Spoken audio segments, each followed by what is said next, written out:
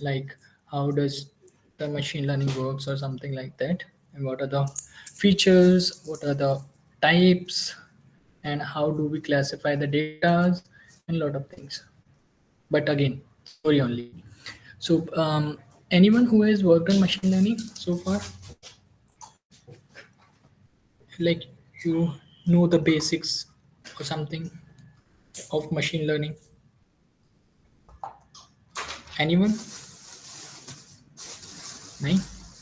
वैसे भी एनीवन क्या बोल रहा हूँ, चार ही लोग हैं आज, इब्राहिम, सिमरत, अफराज, मुनीब, चलो कोई बात नहीं. Look,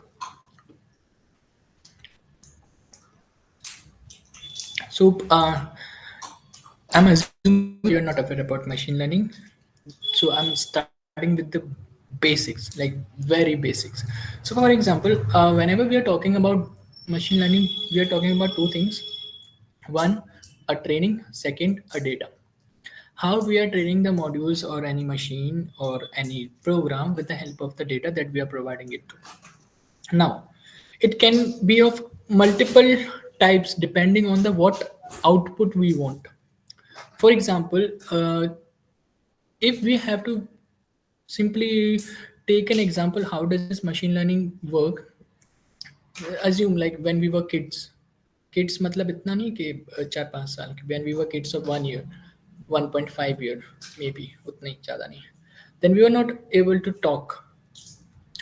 ठीक है, but धीरे धीरे we were not able to understand the things, we were not able to understand a lot of things, and still we were trying with the help of the environment around us. Depending on the environment, if I am a person, if I born in Kashmir, then I will be fluent in the Kashmiri language. ठीक है, क्यों? क्योंकि मेरा environment से जो मुझे data मिल रहा है that is Kashmiri. अगर मैं if I'm born in USA, then I have British accent. But ऐसा नहीं कि जब ब्रिटिश नहीं, यूएस ले लो अपना, ठीक है, बट अगेन अगर मेरे पेरेंट्स जो हैं if they are from India, तो ऐसा नहीं होता, क्यों? क्योंकि हमारा डेटा ही उतना स्पेसिफाइड नहीं होता, मर्ज हो जाता है. तो कुछ एनआरआईज बच्चे होते हैं ना, उनका आप एक्सेंट सुनेंगे ना, तो वो थोड़ा मर्ज होता है इंडियन और ब्रिटिश एक्सेंट के बीच में या यूएस एक्सेंट के बीच में. ठीक है, जस्ट अ मिनट.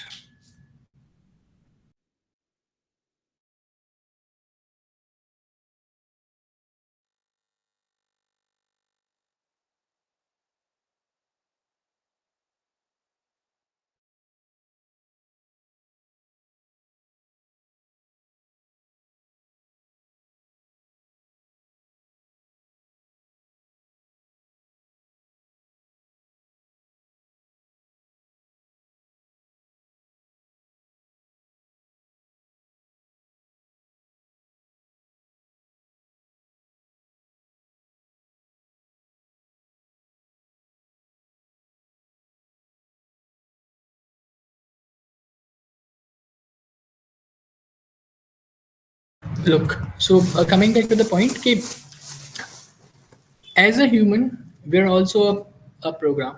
अगर when I was in a debate कि you जब लोग बात करते हैं कि AI से related कि AI खतरा है या नहीं है या फलाना ठिकाना, ये सारी बातें, tell me one thing, कि लोग बोलते हैं AI इमोशंस नहीं समझ सकता. ठीक है, अगर मेरा ब्रेकअप हुआ आज सुबह, तो आप मेरी शक्ल देख के अभी बता सकते हो क्या कि लाइक मैं मेरे एक्सप्रेशंस इतने खराब हैं या फिर मैं डिप्रेस्ड हूँ? हो सकता है कि मैंने एक आउटर लेयर या फिर मैं बहुत अच्छा एक्टिंग करता हूँ तो मैं फेक स्माइल कर रहा हूँ. तो आप कैसे बोल सकते हो कि एआई ना उसको एक्सप्रेशंस नहीं आते या फिर एआई को इमोशन समझ नहीं आते या फिर एआई को इमोशंस से रिलेटेड नहीं कुछ पता, तो खुद की सेल्फ थिंकिंग नहीं हो पाती? बोलते ना कि जब हम डिफरेंशिएट करते हैं what is the differentiation between an machine learning module and the artificial intelligence and human intelligence, तो लोग बड़े आराम से बोलते हैं because the artificial intelligence doesn't have the emotions और क्रिटिकल थिंकिंग और thinking like a human, like innovative thinking. अभी एक तो सब लेट आते हैं. Look, it completely depends on what data you are providing. For example, अगर मैं अपनी खुद की बात करूं, if my age is 23 years, 24, 25, जितनी भी, then I have a data from 0 to 23 years। तो मैंने उतने दिन में कितना सारा डेटा कलेक्ट किया, बहुत डेटा कलेक्ट किया।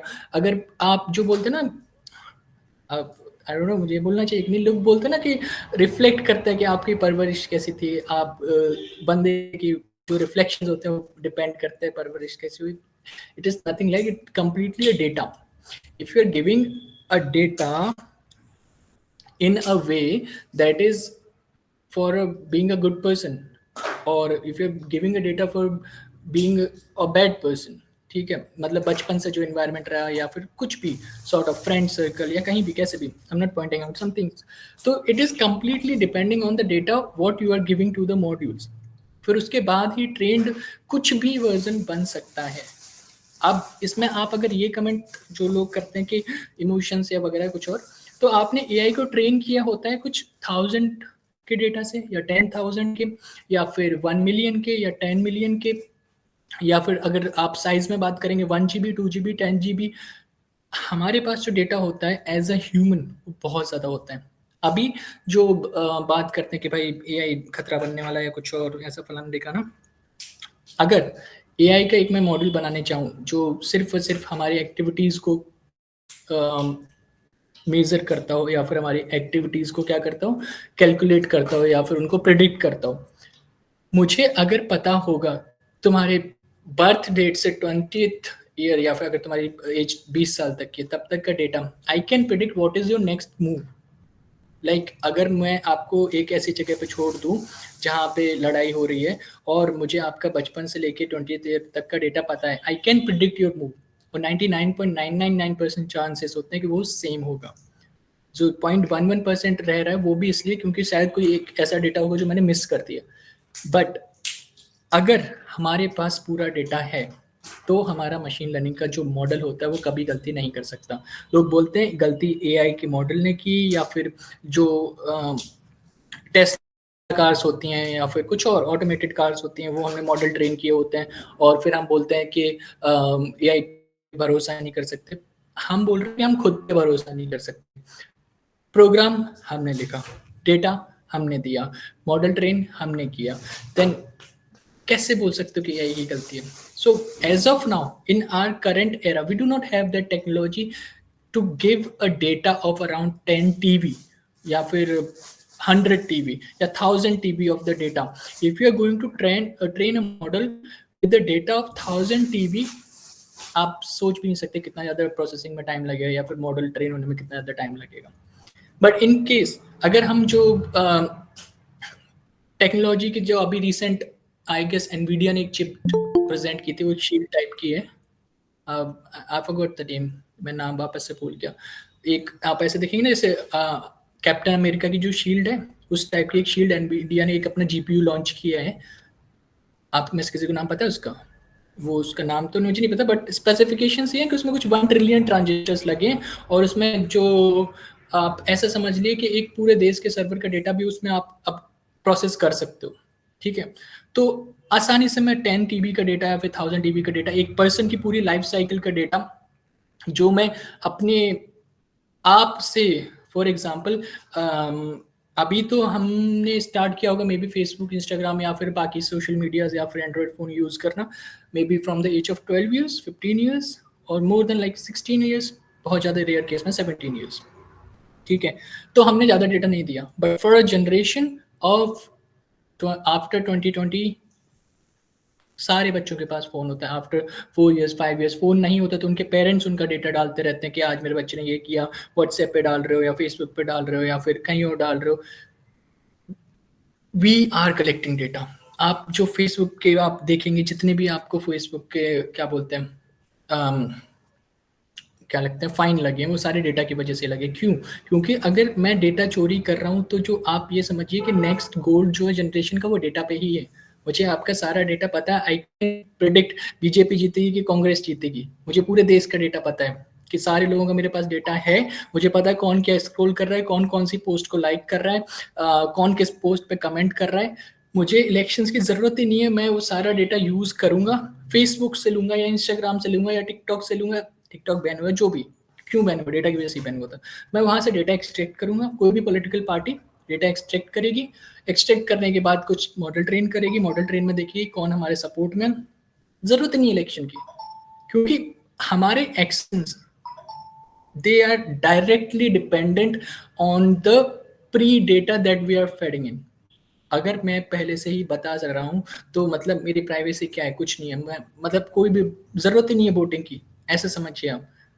आई गेस क्लियर हो रहा होगा कि डेटा की इंपॉर्टेंस क्या है, कि जो फेसबुक वगैरह के लोग बोलते रहते हैं डेटा प्राइवेट नहीं है, डेटा प्राइवेट नहीं, इंपॉर्टेंस यही है उसकी कि अगर डेटा पता है तो एज अ ह्यूमन आपकी कोई वैल्यू नहीं है, क्योंकि जो एआई आप हम बोलते हैं ना ह्यूमन इंटेलिजेंस में हमारे पास ये फीचर्स हैं, वो सिर्फ इसलिए क्योंकि अभी तक हमने कोई ऐसा एआई मॉडल ट्रेन नहीं कर पाया है जिसमें हम बहुत ज़्यादा साइज का डेटा दे सकें, क्योंकि वैसे हमारे पास प्रोसेसर्स नहीं आए हैं।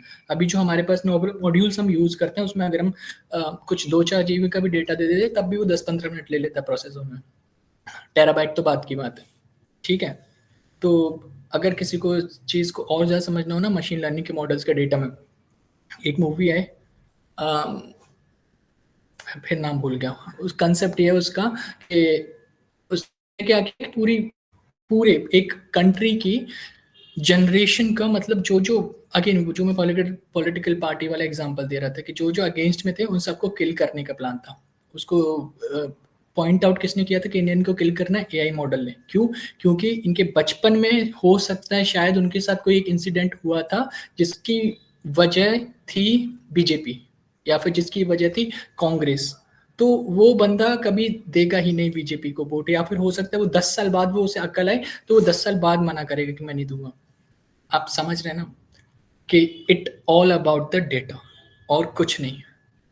चाहे आप कितना भी बोल लें, बट अगर एआई के पास सारा डेटा है, अगर मेरे मॉड्यूल के पास सारा डेटा है, चैट जीपीटी को लोग बोलते हैं ना prompt engineering is nothing but training the chat GPT module.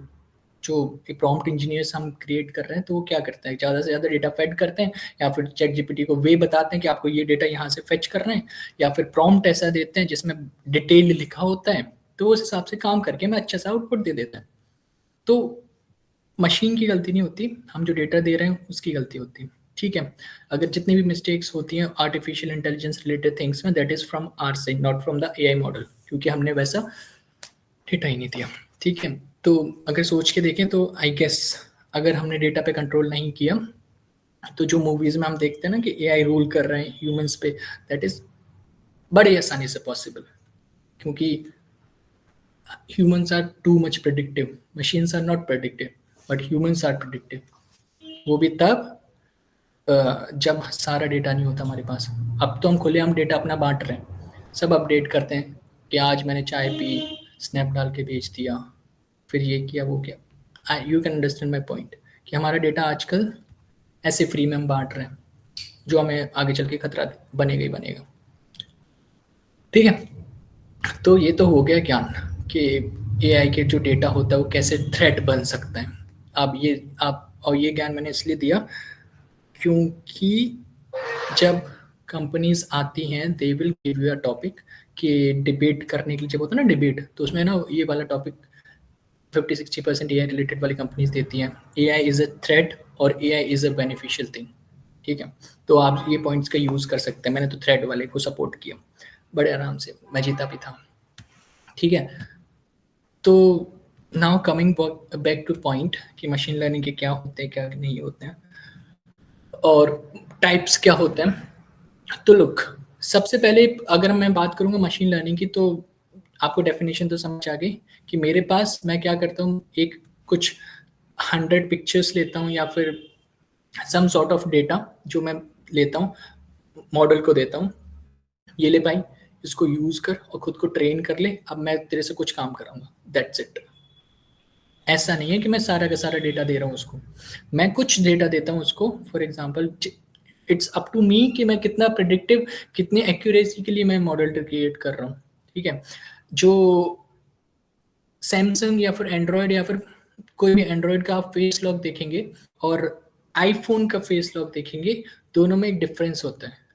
IPhone 3D में आपका डेटा फेस का क्लियर लेगा, लेकिन जो एंड्रॉयड होता है वो 2D में लेता है, वो सिर्फ फ्रंट से लेता है, तो इसलिए वो सिक्योर नहीं होता क्योंकि आपने डेटा ही नहीं दिया। ठीक है, तो वो मॉडल ट्रेन ही उतने अच्छे से नहीं हो पाया। So it's up to us कि हम कितना मॉडल देंगे, और फिर उस मॉडल को डेटा देने के बाद हम बोलेंगे कि ये ले डेटा, इससे ट्रेन हो जा, ट्रेन होने के बाद हम उसको टास्क देंगे। ठीक है, तो ये तो हुआ मशीन लर्निंग का कंसेप्ट कि मोटा मोटे होता क्या। नाउ अगर आपको इसे पॉइंट्स में डिवाइड करना हो तो आपको पहला पॉइंट होता है लर्निंग फ्रॉम द डेटा, कि जो मैंने डेटा दिया उससे क्या आपने सीखा।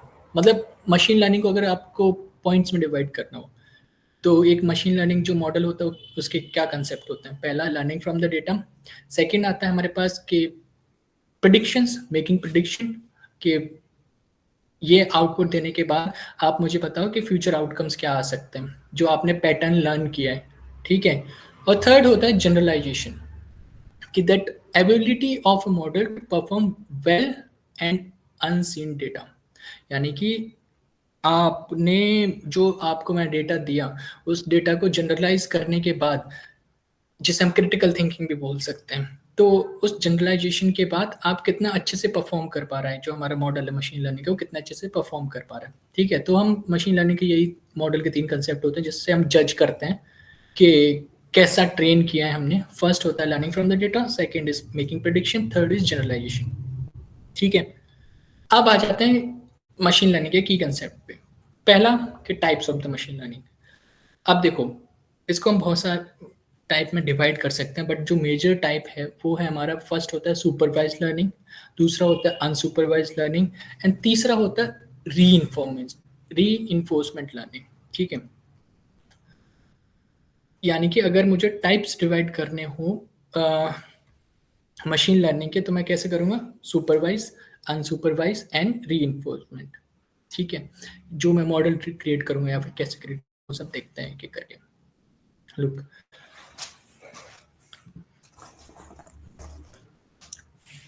ठीक है, तो अब एक पहला हम एक लेते हैं, मतलब एक बेसिक समझते हैं कि होता क्या है तीनों चीज़ें। तो अगर मैं सुपरवाइज लर्निंग की बात करूँगा तो सुपरवाइज लर्निंग में क्या आता है कि अगर आपके पास जो डेटा है वो एक लेबल्ड डेटा है।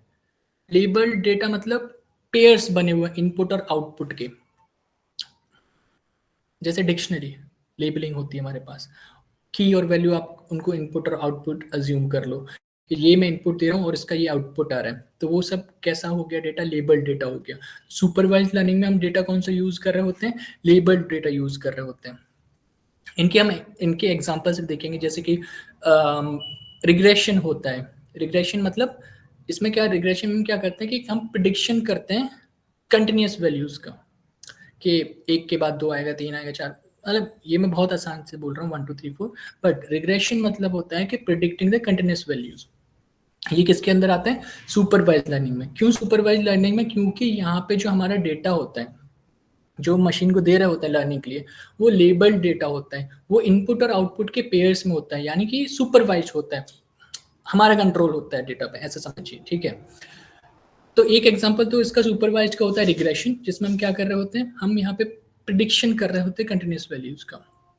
दूसरा इसका एग्जांपल होता है क्लासिफिकेशन। क्लासिफिकेशंस आप ऐसा समझिए कि मैं कैटेगरीज को क्लासिफाई कर रहा हूँ। फॉर एग्जांपल मुझे क्या करना है, मैंने बहुत सारा डेटा दिया, अब फेस एक्सप्रेशंस का डेटा मान लो, फॉर एग्जांपल मैं फेस एक्सप्रेशन का डेटा दे रहा हूँ, फिर मैं उससे बोल रहा हूँ कि अब सामने जब मैं एक्सप्रेस कुछ कर रहा हूँ तो उसको आप कैटेगराइज करो, ये सैड हो गया, ये हैप्पी हो गया। ठीक है, तो ये क्या हो गया, क्लासिफिकेशन ऑफ द डेटा। ये भी किसके अंदर आता है, ये भी आता है सुपरवाइज लर्निंग में, मशीन लर्निंग का सुपरवाइज लर्निंग के टाइप में। ठीक है, अब अनसुपरवाइज लर्निंग में जो डेटा हम देते हैं जिससे वो मॉडल लर्न करता है, वो होता है अनलेबल्ड डेटा। यहाँ पे इनपुट आउटपुट के कोई पेयर्स नहीं होते, रैंडमली हम डेटा उठा के दे रहे होते हैं, और वो डेटा क्या होता है, अनसुपरवाइज होगा, क्योंकि यहाँ पे हमने कंट्रोल ही नहीं रखा। हमें इनपुट आउटपुट के अगर पेयर्स दे रहे होते हैं तो हमें पता है कि ये इनपुट है, ये आउटपुट है, मशीन लर्निंग के मॉडल को भी पता है, तो उस हिसाब से खुद को ट्रेन करता है। बट अनसुपरवाइज लर्निंग में लेबलिंग नहीं होती डेटा में, मतलब ऊपर कुछ हेडिंग नहीं लिखी होती, जैसे डिक्शनरी में की वैल्यूज लिखे हैं या कुछ और भी कॉलम्स में जो ऊपर लेबलिंग होती है, कुछ भी। ठीक है, इसका जो इसके एग्जांपल्स होते हैं, इसमें सबसे अच्छा एक एग्जांपल होता है, वो होता है क्लस्टरिंग। क्लस्टरिंग अभी अगर आपको ऐसे समझें तो ऐसे समझिए कि फॉर एग्जांपल मैंने बहुत सारा डेटा इसको दे दिया, कुछ हज़ार डेटा मैंने दिया, अब मैं इसको बोलूँगा कि ठीक है ये ले डेटा, अब मुझे तो बस इतना बता दे कि सिमिलर डेटा कौन सा है, ठीक है? कि मैंने रेस्टोरेंट का डेटा दिया और कुछ रेस्टोरेंट की 4 स्टार रेटिंग थी, किसी की 3 स्टार थी, किसी की 2 स्टार थी, किसी की 5 स्टार थी, बट कुछ की 4.1 थी, किसी की 4.2 थी, किसी की 4.11 थी, किसी की 4.21 थी। तो ये क्या करेगा, ये मुझे ग्रुप करके दे देगा सिमिलर डेटा पॉइंट्स का, यानी 4 स्टार के आसपास वाले एक तरफ, 5 स्टार के आसपास वाले एक तरफ, 3 स्टार के आसपास वाले एक तरफ। ये क्या हो गया, क्लस्टरिंग। क्लस्टरिंग मतलब when we are grouping the similar data points, that is clustering। ये किसके अंडर आता है, अनसुपरवाइज्ड लर्निंग में, ठीक है? ऐसे बहुत सारे होते हैं कि हम डायमेंशनली उनको क्या करते हैं, रिड्यूस करते हैं डेटा को, कई जो कॉमन ही उनको हटा दो, वो भी अनसुपरवाइज्ड लर्निंग के ही मॉड्यूल में आता है, या फिर मशीन लर्निंग के उसी टाइप में आता है। तो ये हो गया हमारे सुपरवाइज और अनसुपरवाइज। अब बात करते हैं हम रीइंफोर्समेंट लर्निंग की, ठीक है? इसमें क्या होता है कि हम मशीन लर्निंग मॉड्यूल को खुला छोड़ देते हैं, यानी कि जो अगर हम अपने एज अ ह्यूमन अपने अगर मॉडल की बात करें कि हमारा मशीन लर्निंग मॉड्यूल कैसा है एज अ ह्यूमन, तो हमारा जो मशीन लर्निंग मॉड्यूल अगर हम कैटेगराइज करेंगे तो हम आएंगे रीइंफोर्समेंट लर्निंग में। क्यों? क्योंकि यहाँ पे हम लर्निंग की जब बात कर रहे होते हैं, we are giving the data in the form of interaction, कि हम क्या बोलेंगे कि आपको मैंने एक जगह रख दिया, आपके सराउंडिंग्स में आपके बहुत सारे इन्वायरमेंट है, और आपको मैं उससे कुछ, आपने कुछ एक्शन किया, मैं उसको बोलूँगा ये सही है, फिर आपने कुछ किया, मैंने बोलूँगा ये गलत है। तो इसको हम बोलते हैं प्रोग्रामिंग रिवॉर्ड्स, या फिर मशीन लर्निंग में रिवॉर्ड्स और पेनल्टीज, कि when the machine learning module is learning by the interaction with an environment and it is receiving the rewards or the penalties from us। In short, reinforcement learning में क्या होगा कि हमारे पास एक हम मॉडल बनाएंगे, उसको हम एक इन्वायरमेंट में देंगे, यानी कि हम उसको एक मतलब ऐसा प्रिडिक्ट करने के लिए बोल देंगे, अच्छा तुम प्रिडिक्ट करो, ठीक है? फिर प्रिडिक्ट करने के बाद मैं बोलूँगा कि ठीक है ये आपने प्रिडिक्ट किया, नहीं ये गलत है, ये सही है, ये गलत है, ये सही है। तो ऐसे करके इन्वायरमेंट से इंटरेक्शन के बाद हम जब उसे रिवॉर्ड्स और पेनल्टीज देंगे, उसके थ्रू जब वो मॉडल ट्रेन होगा, तो वो होगा रीइंफोर्समेंट लर्निंग। तो एज अ ह्यूमन हम रीइंफोर्समेंट लर्निंग में आए कि नहीं आए, हमारा भी मॉडल रीइंफोर्समेंट लर्निंग हुआ कि नहीं हुआ? बोलो हाँ, हुआ कि नहीं हुआ? कि हमारा सुपरवाइज्ड होता है? सुपरवाइज तो नहीं होता, हमें थोड़ी पता होता है इनपुट आउटपुट का। ये होता है कि जो लोग बताते हैं ना कि ये कर्म करोगे तो ये फल मिलेगा, ऐसा तो कभी नहीं हुआ हमारा। अगर ऐसा हमारे पास डेटा होता, बचपन से हमें एक बुक पकड़ाई जाती कि तुमने अगर ये काम किया तो 101% यही आउटपुट मिलना है, तब हमारा डेटा होता, वो होता सुपरवाइज लर्निंग। बट हमारा सुपरवाइज नहीं होता, कई बार हम अनसुपरवाइज में होते हैं, और मोस्ट ऑफ द टाइम हम रीइंफोर्समेंट लर्निंग में होते हैं जब तक हम अच्छे होते हैं, ठीक है? जब हम एक्सप्लोर कर रहे होते हैं तब हम अनसुपरवाइज में आ जाते हैं, क्योंकि जब बच्चे होते हैं तब हमें पेरेंट्स बताते हैं ये नहीं, ये गलत है, ये सही है, ये गलत है, ये सही है। फिर उसके बाद हमारा मॉडल ट्रेन होता है और फिर हम रीइंफोर्समेंट लर्निंग का एक एग्जाम्पल बन जाते हैं। तो हो सकता है हमारा भी क्रिएटर कोई एक अच्छा एआई प्रोग्रामर हो, ठीक है? ज़्यादा सेंटी हो गया मैं, चलो वापस से आ जाते हैं मशीन लर्निंग पे, ठीक है? अब नेक्स्ट जो टॉपिक आता है, इसको अब हम जब एक्सप्लेन करने चाहेंगे, मतलब ये जो हमने टाइप्स पढ़ लिए, सुपरवाइज्ड, अनसुपरवाइज्ड और रीइंफोर्समेंट, ठीक है? ये हो गया मशीन लर्निंग के 3 टाइप हमारे पास। अब सुपरवाइज्ड का मैंने जो पहला आपको एग्जांपल बताया था वो होता है रिग्रेशन, दूसरा होता है क्लासिफिकेशन। अनसुपरवाइज्ड में एग्जांपल्स हमने क्या देखे थे, क्लस्टरिंग देखा था, दूसरा होता है डायमेंशनलिटी रिडक्शन। और अब रीइंफोर्समेंट की हम जितने भी बात करेंगे ना, वहां पे हम डायरेक्ट प्रैक्टिकल एस्पेक्ट्स की बात कर रहे होंगे, यानी कि डेटा प्रिपरेशन हो गया, मॉडल एवोल्यूशन हो गया, या फिर मॉडल सिलेक्शन हो गया, ट्यूनिंग हो गई, ठीक है? और इसमें जो हम टूल्स और लाइब्रेरीज की अगर बात करते हैं, तो मशीन लर्निंग में हम कौन कौन से टूल्स यूज करते हैं? सबसे पहले हम जो लाइब्रेरी यूज करेंगे वो होगी साइकिट लर्न, ठीक है? वो मैंने इसलिए पाइथन में स्किप कर दी, जिससे कि हम वो मशीन लर्निंग के अंदर से क्लेम कर देंगे कि ये मशीन लर्निंग में पड़ा है, ठीक है? तो पहली लाइब्रेरी होती है साइकिट लर्न, जो क्या आपको हेल्प करती है, मशीन लर्निंग एल्गोरिथम्स जितनी भी होती है ना, जितने भी वेरियस मशीन लर्निंग एल्गोरिथम्स होते हैं, वो हमें मोस्टली साइकिट लर्न से मिल जाते हैं। फिर आता है tensor flow and PyTorch. Just 1 second.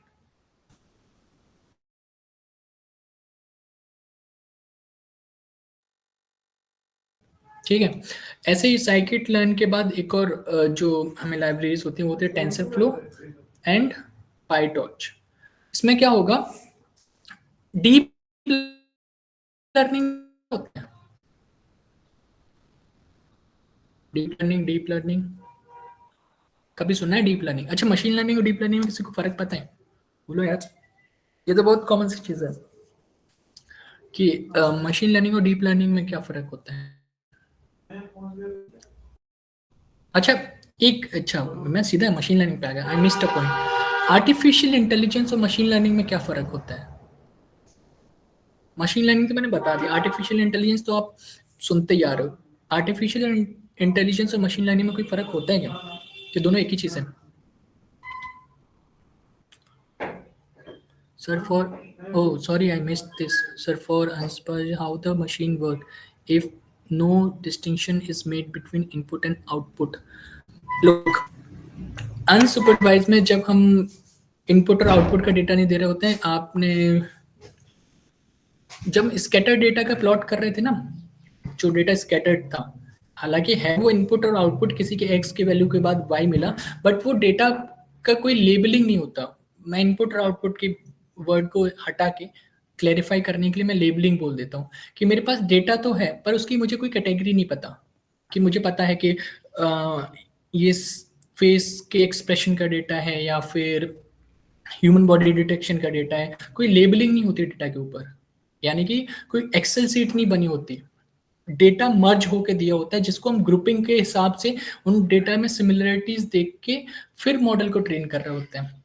Input और आउटपुट को मत देखिए, क्योंकि वो आपको तब समझ आएगा जब हम उसके एग्जांपल्स देखेंगे अनसुपरवाइज के।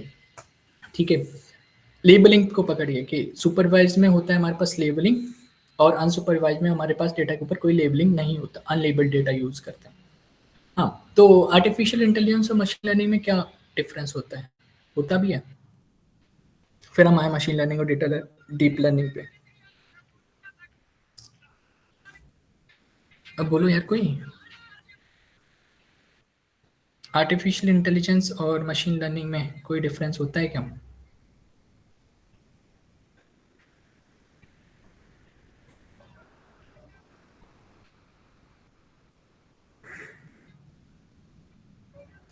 यार इतना मत सो, अभी तो 8:30 ही बचे हैं। बोलो बोलो, मैं नहीं आगे बढ़ना, बताओ आर्टिफिशियल इंटेलिजेंस और मशीन लर्निंग में क्या डिफरेंस होता है? कुछ तो पता होगा, आर्टिफिशियल इंटेलिजेंस तो हर जगह आप देखते रहते हो। अच्छा मुझे एक बात बताओ, चैट जीपीटी को हम एआई बोलेंगे या चैट जीपीटी को मशीन लर्निंग बोलेंगे? एआई क्यों? एमएल नहीं बोलेंगे। अच्छा एमएल बोलेंगे।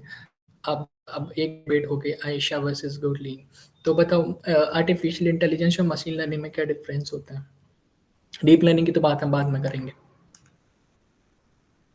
मतलब मशीन लर्निंग तो एआई का हिस्सा है ना? हाँ, सुपर सेट बोल सकते हो आप आर्टिफिशियल इंटेलिजेंस को, बट मशीन लर्निंग में एड ऑन क्या हो जाता, सॉरी ये आर्टिफिशियल इंटेलिजेंस में एड ऑन क्या हो जाता है अगर वो ML gives the approach to AI to perform any task? अच्छा, I think it is ML। तो मुझे बस चैट जीपीटी वाला एग्जांपल बताओ, चैट जीपीटी इज AI और ML। तो अफराज ने बोला ML, गुरलीन ने बोला ML, आयशा बोल रहे हैं AI, और इब्राहिम ने बोला ML gives the approach to AI to perform any task।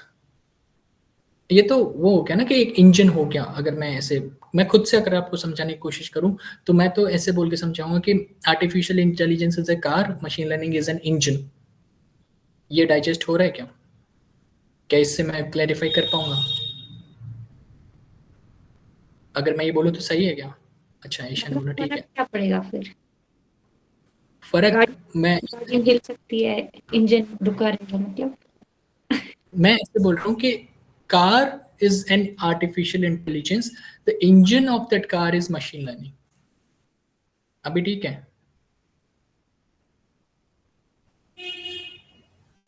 कि अगर मैं और बोलूं कि जो भी, हाँ सिमरत बोलो, कुछ बोल रहे हो आप? मैंने कहा इस पे थोड़ा और इलैबोरेट कीजिए। अच्छा, इलेबोरेट करूं?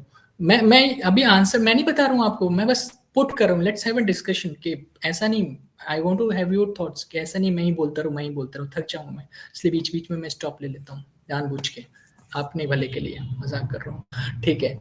तो मैं बस ऐसा बोल रहा हूँ कि अगर मैं बोल रहा हूँ कि, और थोड़ा दूसरा एग्जांपल लेते हैं, chat GPT is a, it uses ML for its intelligence. हाँ, मैं यही बोल रहा हूँ, ML, obviously ML is a subset of AI, इसी को मैं ऐसे बोल रहा हूँ थोड़े और एलेबोरेशन में कि एक कार है, वो कार सिर्फ इसलिए चल रही है क्योंकि उसका इंजन काम कर रहा है, इंजन हटा देंगे तो कार काम करना बंद कर जाएगी। तो एआई में से अगर एमएल हटा देंगे तो एआई काम करना बंद कर जाएगी। तो ये बात आपको डाइजेस्ट हो रही है क्या? अच्छा, गुड, लिंक हो गई, ठीक है, ठीक है। अब ऐसे, look again, I am keeping this, okay, thank you Ibrahim, ठीक है। तो I am again keeping this point open, मैं अभी क्लोज नहीं कर रहा कुछ चार्ट। लुक, अगर कभी भी आप कहीं पे पढ़ रहे हैं आर्टिफिशियल इंटेलिजेंस और मशीन लर्निंग या फिर कोई ऐसा टॉपिक जो ग्रोइंग टॉपिक है, और उसमें अगर कोई आपको कोई प्रॉपर डेफिनेशन दे रहा है, तो उसको बोलना कि आप गलत कर रहे हो, क्योंकि इन सब चीज़ों की डेफिनेशन ना हर साल बदल रही होती है, क्योंकि आज मेरे पास कोई टेक्नोलॉजी है, कल कोई और होगी, कल कोई और होगी, और वो टेक्नोलॉजी इवॉल्व भी नहीं हो सकती कि अगर मैंने अपने मन में बस पुट करके रखा है। आज तक E equals to M C square को कोई मतलब ज़्यादातर लोग क्यों नहीं डिफेंड कर पाते, या फिर उसको चेंज करने की हिम्मत किसी में क्यों नहीं होती? क्योंकि हमने बचपन से ही याद कर लिया है, E equals to M C square होना ही है, मतलब होना ही है। हमें बचपन में बता दिया कि आइंस्टाइन ने बोला, वो चेंज नहीं कर सकते थे। There was an example MIT का, अभी पता नहीं रील पे देख रहा था, कहीं तो भी देख रहा था कि उसको 4 साल, there was a person, that is a real story, कि क्लास चल रही थी, अभी की नहीं, बहुत पुरानी बात है। तो उस क्लास में वो बच्चा सो गया पीछे बैठे बैठे, इट्स फ्रॉम एमआईटी के, मैथ की क्लास थी, वो सो गया। अचानक से जब उठा, उसकी नींद खुली, क्लास में उसके सामने कुछ 4 क्वेश्चंस लिखे थे, उसको नहीं पता, उसने वो 4 क्वेश्चंस नोट डाउन किए अपनी नोटबुक पे नोट डाउन करने के बाद उसे लगा कि ये असाइनमेंट मिला है, ठीक है। आउट ऑफ 4 क्वेश्चंस, जब वो नेक्स्ट क्लास में आया, तो उसको जब पूछा, उसको लगा कि असाइनमेंट तो डिस्कस हुआ ही नहीं, फिर होमवर्क तो डिस्कस हुआ ही नहीं, तो वो बोलता है वहां पे प्रोफेसर को कि भाई मैंने 2 सॉल्व कर लिए, बट 2 मेरे से नहीं हुए, तो आप इनका सॉल्यूशन बता दो। Then the professor was surprised, क्योंकि वो जो 4 क्वेश्चन बोर्ड पे लिखे थे, that was the unsolved mystery of the mathematics, अभी तक किसी ने उसे सॉल्व भी नहीं किया था।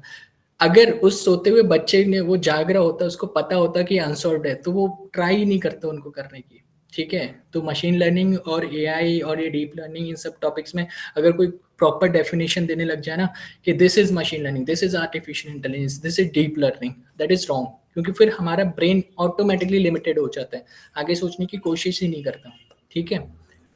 तो इन सबको ना हम एज अ डिस्कशन टॉपिक्स ले सकते हैं, कंसेप्ट समझ सकते हैं, ठीक है। तो आप खुद से एक्सप्लोर करिए, जिससे आपको खुद को समझ आए कि आर्टिफिशियल इंटेलिजेंस और मशीन लर्निंग में क्या डिफरेंस है। मैं कोई ऐसा आपको डेफिनेशन देना नहीं चाह रहा। Same goes for the deep learning, वो अभी हम पूरा इलेबोरेशन में लेंगे डीप लर्निंग का टॉपिक, फिलहाल डाइवर्ट नहीं होते, आर्टिफिशियल इंटेलिजेंस और मशीन लर्निंग पे ही रहते हैं, ठीक है। नाउ, तो पहला जो मैं टाइप की बात कर रहा था सुपरवाइज लर्निंग में, जिसमें हम एग्जांपल की बात कर रहे थे, तो रिग्रेशन जो होता है। अब रिग्रेशन के भी बहुत सारे टाइप्स होते हैं, बहुत सारे नहीं, तो ये होते हैं। अगर मैं ऐसे बात करूं तो पहला होता है लीनियर रिग्रेशन, और दूसरा होता है पॉलिनोमियल रिग्रेशन। लीनियर रिग्रेशन, पहले तो रिग्रेशन क्या होता है, कि अगर मैं बात करूं रिग्रेशन को समझाने की, तो मैं क्या बताऊं, मतलब वो मॉडल कैसे काम कर रहा होता है रिग्रेशन का। तो regression is simply predicting the continuous values, कि इसके बाद क्या आएगा, इसके बाद क्या आएगा। तो whenever we are having a prediction of continuous values, we are talking about a regression, we are having a model of regression, जो भी मॉडल होगा। अब रिग्रेशन में भी, यानी जो प्रिडिक्शन ऑफ कंटिन्यूअस वैल्यूज है, उसमें भी 2 टाइप होंगे, एक लीनियर रिग्रेशन होगा और एक पॉलिनोमियल रिग्रेशन होगा। लीनियर रिग्रेशन में हम किसकी बात कर रहे होते हैं, ऐसा समझो, एक हमारे पास वेरिएबल है, अगर हम कोई एक वेरिएबल में रिलेशनशिप मॉडल करने की कोशिश कर रहे हैं, whenever we have a dependent variable and we are modeling a relationship between one or more independent variable, using a linear equation, यानी कि y equals to m x plus c. ठीक है, तो y क्या हो गया, डिपेंडेंट वेरिएबल हो गया। एम मतलब ऐसा नहीं है, मत एज्यूम करके चलो कि एक y है जो डिपेंडेंट वेरिएबल है किस पे, एम एक्स और सी पे, और एम एक्स और सी क्या है, इंडिपेंडेंट वेरिएबल, और मैं उनके बीच में एक लीनियर इक्वेशन क्रिएट करने की कोशिश कर रहा हूँ, यानी कि एक प्रिडिक्शन मॉडल क्रिएट करने की कोशिश कर रहा हूँ कि हाँ इसमें y जो है वो डिपेंड है किस पे, एम एक्स और सी पे। कैसे डिपेंड है, by the multiplication of m into x and then the sum of c, the constant. तो वो क्या हो गया, लीनियर रिग्रेशन, कि जब भी हम एक मॉडल क्रिएट कर रहे होंगे, whenever we are modeling a relationship between a dependent variable and one or more independent variables, and obviously using a linear equation, then we are talking about a linear regression। ठीक है, polynomial regression में हम क्या होता है कि whenever we are modeling non linear relationships, square आ गया या फिर डिवाइड आ गया, कुछ सिंपल इक्वेशंस की बात चल रही है और कुछ इसमें खास नहीं है, कि whenever you have a non-linear relationships between the polynomial equation, then you are talking about the polynomial regression, यानी कि straight y equals to mx plus c की बजाय कर्व आ रहा हो ग्राफ में और कुछ नहीं, तब हम किसकी बात करेंगे, पॉलिनोमियल रिग्रेशन। लेकिन कंटिन्यूस वैल्यूज लीनियर में भी है, कंटिन्यूस वैल्यूज पॉलिनोमियल में भी है। ब्रेकिंग की बात अभी भी हम नहीं कर रहे हैं, हमें जो प्रिडिक्शन है वो कंटिन्यूस रिग्रेशन के थ्रू ही मिल रहा है। लीनियर में स्ट्रेट लाइन में होगा और पॉलिनोमियल में कर्व होगा, उनके जो प्रिडिक्शंस होंगे ग्राफ में उसमें। ठीक है, अब इसका अगर मैं रियल लाइफ एक एग्जांपल बताऊं तो ऐसे समझिए कि आपको किसी लैंड का या फिर किसी घर का प्राइस प्रिडिक्ट करना है, और आपको कंडीशंस क्या होंगी, या फिर मैं आपको किसके बेस पे अगर मैं उनको प्रिडिक्ट करूंगा, मैं उनको प्रिडिक्ट करूंगा उनके फीचर्स, जैसे कि उसका घर का एरिया कितना है, उसकी लोकेशन कितनी है, और वो घर कितना पुराना हो चुका है। तो इन तीनों के बेस पे जब मैं घर का प्राइस प्रिडिक्ट करूंगा, तो जो घर का प्राइस हुआ वो क्या है, डिपेंडेंट है किस पे, साइज पे, लोकेशन पे, और घर की एज पे। बट जो साइज है वो इंडिपेंडेंट है, क्योंकि वो थोड़ी ना बदलते रहना। लोकेशन भी इंडिपेंडेंट है, वो भी नहीं बदलनी, वो भी किसी पे डिपेंड नहीं करती। एज है वो भी क्या है, इंडिपेंडेंट है। बट ये पूरी बात सही नहीं है एग्जाम्पल में, क्योंकि यहाँ पे ऐसा हो सकता है कि घर के बगल से अगर हाईवे निकल गया तो उसकी लोकेशन भी डिपेंडेंट हो गई। बट एज ऑफ नाउ हम मान के चल रहे हैं कि वो घर के आसपास ऑलरेडी कंस्ट्रक्शन है, वरना अगर ऐसा हुआ तो वो जो लोकेशन वाला जो मैं बात कर रहा हूँ कि लोकेशन इंडिपेंडेंट वेरिएबल, वो नहीं रहेगा। बट एज्यूमिंग कि वहाँ पे कोई आगे फर्दर कंस्ट्रक्शन नहीं होने वाला, तो घर का साइज, घर की लोकेशन और घर की एज, तीन वेरिएबल्स हुए, और वो तीनों वेरिएबल्स क्या होंगे, इंडिपेंडेंट। और इन ये तीनों किस पे डिपेंड कर रहे हैं, ये तीनों डिपेंड करके बना रहे हैं हमारे घर की प्राइस, जो कि डिपेंडेंट वेरिएबल हो गई। तो ये किसका एग्जांपल हुआ, लीनियर रिग्रेशन का, या फिर ये एग्जांपल हुआ पॉलिनोमियल का, बोलो। लीनियर। ठीक है, अंडरस्टैंड।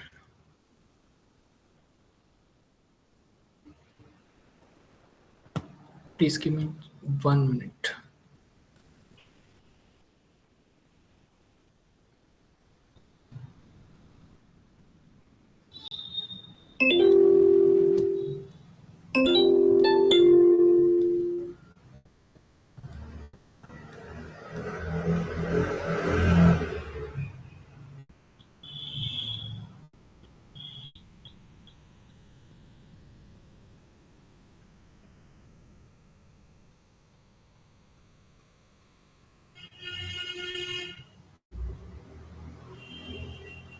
ओके, ठीक है। तो ये हो गया किसकी, लीनियर रिग्रेशन की बात और पॉलिनोमियल रिग्रेशन की बात। अब इसमें भी ना ऐसे क्लासिफिकेशंस होते हैं रिग्रेशन में भी, ये तो मैंने टाइप बताया आपको लीनियर रिग्रेशन और पॉलिनोमियल रिग्रेशन का। इसमें क्लासिफिकेशंस कैसे होते हैं कि फॉर एग्जांपल लॉजिस्टिक रिग्रेशन, यानी कि predicting the probability of an instance belonging to a particular class. इनको हम अभी डिटेल में ही देखेंगे। अभी मैं एक एक करके जब टॉपिक उठाऊंगा तभी इनको हम एग्जाम्पल के साथ दिखा सकता हूँ। एज ऑफ ना बस समझिए कि इसके रिग्रेशन के भी क्या होते हैं, क्लासिफिकेशन हो सकते हैं। लॉजिस्टिक रिग्रेशन होता है, एसबीएम होता है। एसबीएम बोले तो सपोर्ट वेक्टर मशीन्स होता है कुछ, तो भी देखेंगे, ठीक है। फिर एक होता है इसमें जो बहुत ज़्यादा फेमस होता है, उसको हम बोलते हैं डिसीजन ट्रीज। कि एक हम ट्री क्रिएट करते हैं, एक मॉडल क्रिएट करते हैं जो डिसीजंस लेता है किस पे, अपने पेरेंट चेन के हिसाब से। कि ये ट्री में देखा होगा ना कि जो जेम्स बॉन्ड की मूवीज होती हैं उसमें वो ट्री क्रिएट कर रहा होता है, ये इससे कनेक्टेड है, ये इससे कनेक्टेड है, ये इससे कनेक्टेड है। एक धागे को ऐसे पिन करके रखते हैं ना, वो उसी टाइप का कुछ समझ लीजिए, ठीक है। तो वो क्या होते हैं, एक मिनट रुक जाए यार।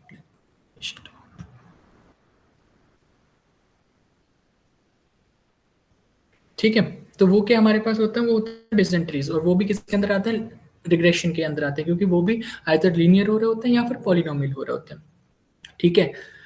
और ऐसा समझिए कि अगर मुझे क्लासिफाई करना है ईमेल्स को, या फिर मुझे उन्हें बताना है कि ये ईमेल स्पैम में है कि नहीं है, ठीक है। Either it is an E spam और नॉट एन स्पैम। तो इस ये भी किसके अंदर आएगा, क्लासिफिकेशन के अंदर आएगा। कि क्लासिफिकेशन में मैं या तो उनमें कोई कंडीशन लगा रहूंगा, या मैंने वहां पे लिख रखे होंगे कुछ स्पेसिफिक वर्ड्स, ये वर्ड्स मैच हो रहे हैं तब तो मैं बोलूंगा ये हो गया स्पैम, नहीं हो रहे हैं तो वो हो गया नॉट स्पैम। ये क्लासिफिकेशन आते हैं, डिपेंड करता है कि अब ये रिग्रेशन के थ्रू होंगे या क्लासिफिकेशन के थ्रू होंगे। बट ईमेल्स का अगर मुझे सिंपली, अगर मुझे बस क्लासिफाई करना है, दो कैटेगरीज में डालना है, तो वो किसके अंदर आएगा, क्लासिफिकेशन के अंदर। इन शॉर्ट, क्लासिफिकेशन के अंदर जब हम बात कर रहे होते हैं तब हम बात करेंगे अनसुपरवाइज लर्निंग की या फिर रीइंफोर्समेंट लर्निंग की। क्योंकि रीइंफोर्समेंट ऐसे कि फॉर एग्जांपल मैं मॉडल ट्रेन किया, जिसको मैं, आपने पता ना कि जो आप ईमेल्स को आप जब डिलीट कर रहे होते हो या फिर स्पैम मार्क कर रहे होते हो, जैसे कि किसी इंसान ने, किसी कंपनी ने 100 ईमेल भेजे, बहुत सारे जीमेल अकाउंट्स पे गए, तो बहुत सारे लोग उसको स्पैम मार्क कर देते हैं। Spam mark, spam mark, spam mark. उन स्पैम मार्क करने के बाद जब वो वापस से किसी को ईमेल भेज रहा होता है, वो ये सेम कंपनी, तो वो ऑटोमेटिकली क्या हो जाता है, स्पैम फोल्डर्स में चले जाते हैं। इनिशियली वो स्पैम में नहीं जाते हैं। तो अगर मैं ऐसी एल्गोरिथम बना रहा हूँ कि जो लोगों के इनपुट पे डिपेंड करेगी, कि लोगों ने बोला कि ये स्पैम है, यानी कि ये रीइंफोर्समेंट लर्निंग है। यानी कि यहाँ पे मैं बता रहा हूँ कि अगर मैं ट्रेन बोल रहा हूँ कि हाँ लोगों ने इसको ट्रेन कर दिया, खुद लोग ही ट्रेन कर रहे हैं, यानी यूजर्स ही ट्रेन कर रहे हैं, तब वो क्या होगी, रीइंफोर्समेंट लर्निंग। और अगर मैं यहाँ पे पहले ही बता दिया होता कि किसी में स्पेसिफाई वर्ड्स मैंने आइडेंटिफाई करने के लिए दे दिया कि ये वर्ड्स मैच हो रहे हैं, then put it into the spam, तो वो हो गया हमारा सुपरवाइज्ड, ठीक है। और जो हमारे बेस्ट मॉडल्स होते हैं वो दोनों, तीनों एल्गोरिथम भी यूज कर रहे होते हैं। सुपरवाइज्ड भी चल रहा होता है, साथ में रीइंफोर्समेंट भी चल रहा होता है, तब हमारे बेस्ट मॉडल्स क्रिएट होते हैं कि वो फिर मिस्टेक्स नहीं कर रहे होते, ठीक है। ठीक है, तो हो गया 851, ठीक है।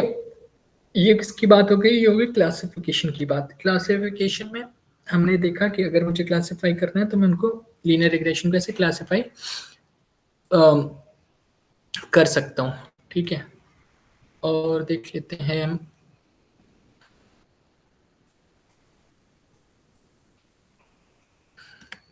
ठीक, क्या बच गया। अब अगर जो मैं अभी अनसुपरवाइज लर्निंग के एग्जांपल्स की बात कर रहा था, जैसे क्लस्टरिंग वगैरह बोल रहा था, या फिर डायमेंशनलिटी रिडक्शन बोल रहा था, इनके भी फिर बहुत सारे आते हैं। जैसे अनसुपरवाइज लर्निंग में क्लस्टरिंग की बात करते हैं, तो यहाँ पे कुछ के मीन्स करके पढ़ाए जाते हैं, जो मतलब फेमस टॉपिक्स हैं। के मीन्स क्लस्टरिंग होता है, हायरार्किकल क्लस्टरिंग होता है।